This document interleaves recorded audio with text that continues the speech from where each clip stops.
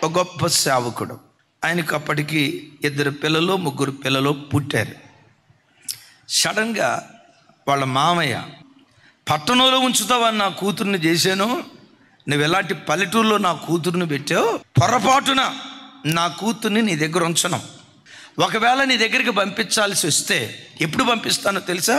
ఈ పల్లెటూరు విడిచిపెట్టి పట్టణానికి వచ్చి రూమ్ తీసుకొని నువ్వు అద్దెకున్నట్లుగా నాకు చెప్తే అప్పుడు పంపిస్తానని బలవంతంగా కూతురిని మనవళ్ళని తీసుకొని వెళ్ళిపోయాడట ఆ పెద్ద ఆయన. అమలారా ఐలారా, మీ అందరికి ఒక మాట చెప్తాను.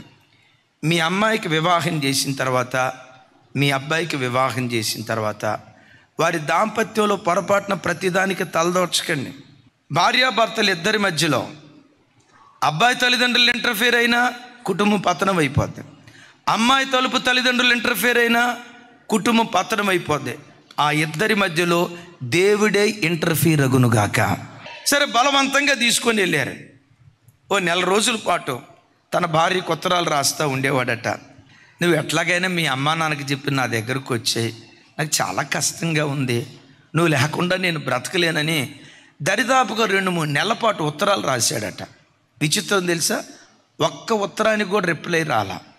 ఉత్తరాలు రాసినా రిప్లై రాలేదే, భర్త కన్నా గౌరవం ఎక్కడ దొరికింది అని మనసులో ఈ పెద్దోళ్ళు చెప్పిందే రైట్ అన్నట్లుగా అనుకుంటా ప్రార్థన గదిలో మోకరిస్తే దేవుడు చెప్తాడట, దైవజనుడా, నీ సొత్తు నీ దగ్గర ఉండాలా, పరాయి వాళ్ళ దగ్గర ఉండాలా?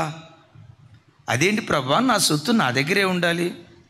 ఒకవేళ నీ సొత్తు పరాయి వాళ్ళ దగ్గర ఉంటే మనకెందుకులే అని చూసి చూడనట్టు పోతావా? అక్కడికి వెళ్ళి నీ సొత్తు నీ ఇంటికి తెచ్చుకుంటావా? ఎందుకు సొత్తు గురించి మాట్లాడుతున్నావు? నీ భార్య నీ సొత్తు, నీవే నీ అత్తారింటికి వెళ్ళి నీ సొత్తును నీ ఇంటికి తెచ్చుకో. సరే, మొత్తానికి ఆ పల్లెటూరు నుంచి భార్య ఎక్కడుందో అక్కడికి వెళ్ళాడు.